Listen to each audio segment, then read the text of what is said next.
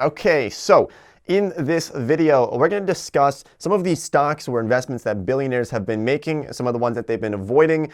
We talk about this very often on this channel. We discuss the stock market. Obviously, we focus on other personal finance topics as well, such as budgeting and saving money. But today we're focusing on investments. And one of the best ways to learn about investments is to look at the people who have done quite well in the past and how they've gotten to that point. They've done it because they're pretty smart people, regardless of your views on billionaires and wealth and taxation and everything else. The point is that a lot of these people, they know what they're doing with their investments. And so one of the things that we can do is we can look at what billionaires are doing with their money and sort of try to understand why they're doing this. They probably have reasons behind this. And that's what we are going to discuss in this video. So if you're new here to the channel, you want to learn more about personal finance, investments, then make sure you subscribe to the channel, drop a like if you found any value in this video, and let's get started. Now, I first actually want to bring up a topic that I think is quite concerning that I see a lot of people doing right now. And I think I mentioned this in a video previous, but I see a lot of people who are looking at the markets now and they're thinking that the markets have dropped. They're down from nearly 30,000 points on the Dow down to closer to 20,000 points. And they're thinking that there's a lot of deals opening up in the markets. Now, to be honest, I think there are deals opening up, especially if the markets continue to slide a little bit further. There's going to be some value investing that you can do that you might be able to make some money off of. But with that said, I want to remind people that simply because the market drops does not mean that it's going to bounce back right away. So I'm actually going to throw up two different charts here. These are not totally relevant. I don't believe we're in a situation like this at all, but I still want to throw these up here just to show you and remind people that when the market drops, it's not to say that it's going to come back very quickly.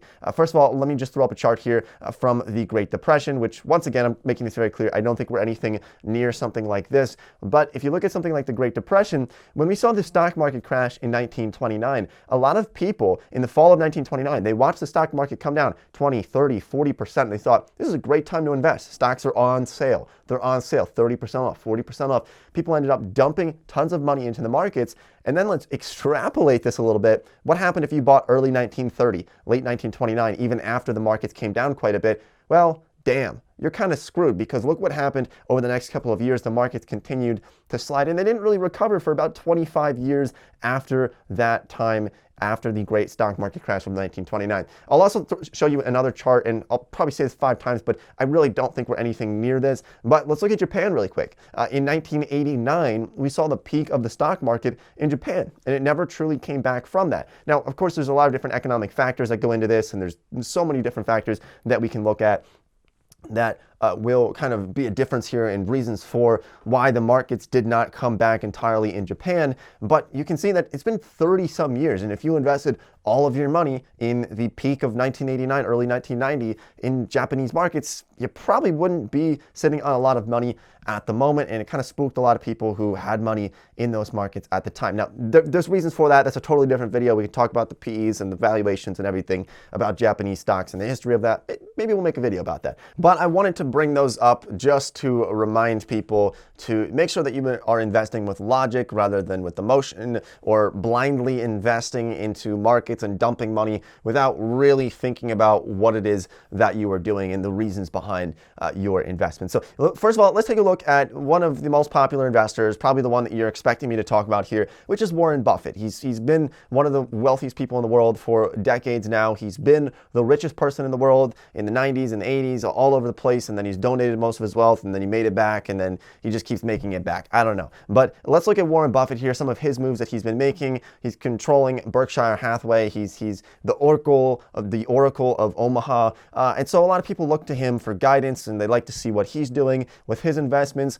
There's a little bit of news about him. So last month, back in March, he ended up buying even more shares of Delta Airlines and Southwest Airlines. If you've been following him for a few years, you'll know that he's been getting sort of keen on airline stocks in the past few years with value investing. And he ended up buying more airline stocks. He ended up buying about almost 1 million shares of Delta Airlines for about $46.40 a share. Now that sounds like a lot, 1 million shares at $46 a share. To be honest, that's only $46 million invested for him, which he has close to $100 billion.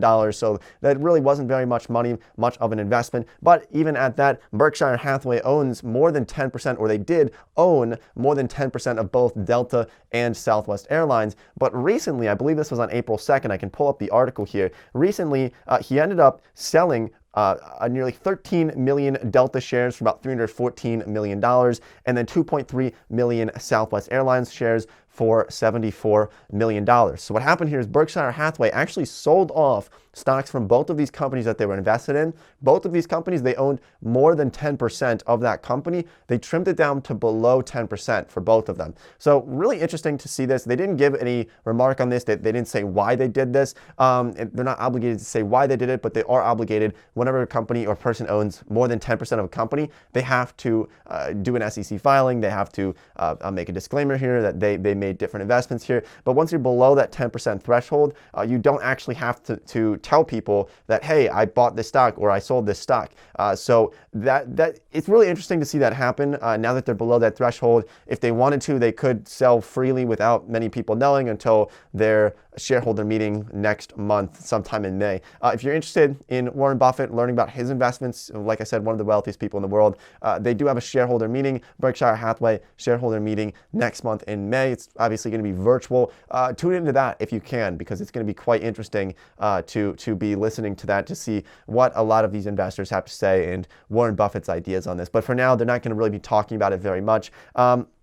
Let's take a look at what some other investors are doing with their money, some of these other billionaires. Let's take a look over here at Jim Chanos over here, who actually brought up a couple of really interesting points that I wanted to include in this video. And he was warning against investing into these sort of virus stocks, something like Zoom, Peloton, or Clorox. So this is actually something that one of the better investments I've made in the past few weeks. There are plenty of other ones that I'm still out some money in the past couple of weeks, or I'm investing in them for a very long period of time. But I did buy a very, very small position shorts on Clorox stock, because when you think about this, when you think about people and this sort of herd mentality of people becoming very concerned about certain things, they end up buying and just sort of hoarding things.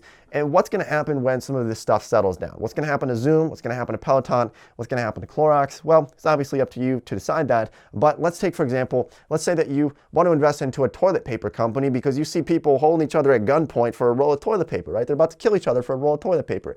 Well, if you wanted to invest into that, the problem with it, from my personal opinion, and I think Jim Chanos, this is what he was saying in this interview here. You can read about it. I'll try to leave some articles down below that I'll link to, that we got some of these resources from. But the problem is that if everybody, let's say everybody buys a 5 or 10 year supply of Clorox, everybody buys a 10-year supply of toilet paper, they got 500 rolls in their closet, well, they're not going to be buying toilet paper for the next couple of years. And so some of those companies are probably going to see some sales drop once all of this passes and once we open up the countries again and things get back to normal, we get vaccines and everything, then some of these companies might start to see some decline. And that's just a really interesting point that he brought up that I wanted to include in this video. Once again, these are not predictions. I don't like making predictions on this channel. I like to just kind of give broad, general information, and we're learning from different people here, but just remember that I am not a financial advisor, and I'm just a random person on the internet that you happen to be watching this video. So thanks for watching. I appreciate it. But let's continue to move on here, and let's look at a couple other billionaires and what they've been doing. So we can look at somebody like Carl Ichan. He's had a couple different positions that he's been pretty public about in recent weeks. One of them, I can pull up the article here and we can actually look over this. One of them is actually, he ended up shorting the commercial real estate market, which he said is going to blow up. Now, keep in mind that when billionaires are getting onto CNBC or onto these other news outlets, keep in mind that in a lot of ways, they're not going to talk against their investment. So they want their investment to do better. So they might have some reasons for that. We'll talk about Bill Ackman in just a second here. But Carl Ichan, he said one of his biggest positions by far is shorts on the real estate market, commercial real estate market. So this is going to be, malls, for example, shopping centers. So he's been shorting that. If you're thinking about mimicking this, just want to remind you that this is something that he did many, many weeks ago, back earlier in 2020. And so the markets are down quite a bit, especially if you're going to look at REITs, for example, you want to short some commercial REITs, which are real estate investment funds, then just look at them. A lot of them are already down 50% or more. So if you're going to try to short those, just keep that in mind, that they are down quite a bit. I'm not telling you that it's a good or a bad deal, but it is something that you do want to take into consideration. And one of the things that he said in this interview, he said that a lot of these bonds are now in grave danger. It's like selling insurance to someone who's going to the electric chair in a couple of months. This also reminds me of when your mom tells you to clean your room. When you're like 10 years old, your mom says, clean your room, it's a total mess. So you take all your stuff and you just jam it in your closet. It's fine, your room looks pretty good, right? And then maybe your mom does it again, say, clean your room, it's turning into a mess. You do it again, you just take all your stuff, you jam it into your closet. But by the third or the fourth time, there's no more room in your closet to put all your crap. And then suddenly you have to deal with all of it. I think that's kind of what the analogy that he's going for with some of these things that happened in 2008 that we kind of swept under the rug, or we just kind of repackaged things. And so that's why he's very bearish on some of these commercial real estate markets. Obviously, most of them are not able to pay their rent right now, so they're being faced with a lot of issues. But he actually is buying some stocks. So he owns quite a bit of Hertz. We can pull up this article here. I think this is actually back to the Motley Fool article, and we can read about Carl Ichan and some of his stocks that he actually just recently bought. So one of them was Hertz Global. This is the company that's very well known for car rentals. It's one of the biggest in the world for car rentals. So he actually increased his position. He already did own shares of Hertz, but he sort of just upped his position a little bit, and he ended up buying, I believe he ended up buying about 11.4 million more shares of Hertz for $7.43 a share. Now, once again, this is kind of like just chump money to a lot of these guys. I mean, sure, this seems like a lot of money to us, $7.43 a share for 11 million shares. That's well over $70 million.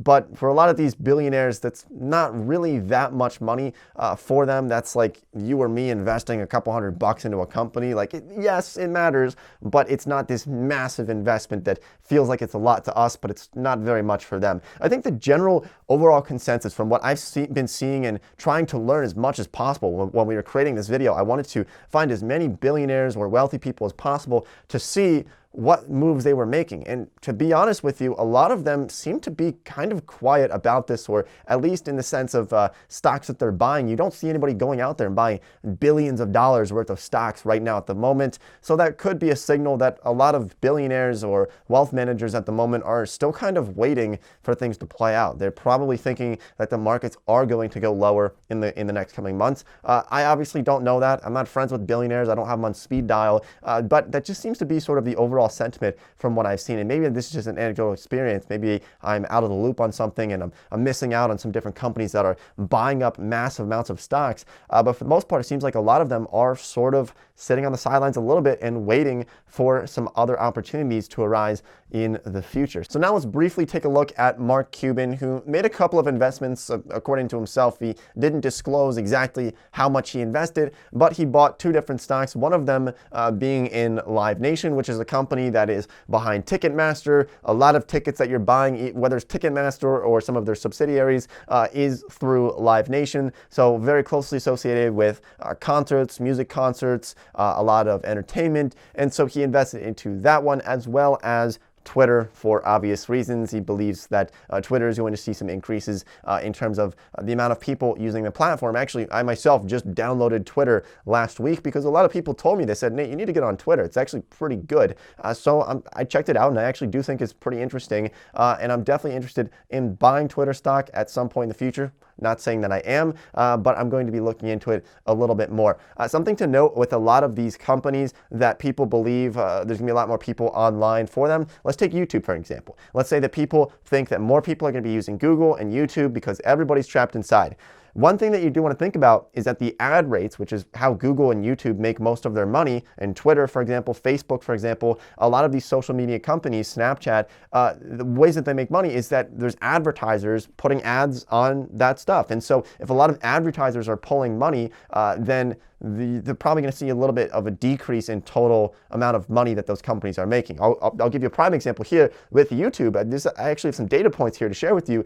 Looking at my ad revenue and the ad revenue from a lot lot of other YouTubers who I'm friends with, who I talk with, a lot of them saw, I would say roughly about a 10% or more decrease in the ad rates on their videos. So that means that there's less money that YouTube is making as well, less money that probably Twitter is making as well, Facebook is making as well, in terms of the amount of money that they get per ad that's going on their platform. Because in recessions, companies get retractionary. They cut their marketing budgets, they cut back on their expenditures. And so that is something that you want to think about. With a lot of these internet companies, there's probably going to be people pulling ads and not running as many ads on there anymore. But as far as my business model with this YouTube channel, it's totally fine. I think my ad rates dropped maybe 5 to 10%, not very much yet. We're going to see how this goes. Maybe it'll be a total mess in a couple of months if everything goes totally south, but I think we'll be all right. I wanted to share that with you though, as far as Mark Cuban and some of his investments. Once again, he didn't disclose how much of these stocks he bought, so he could have bought one share, or he could have bought a couple 100,000 or millions.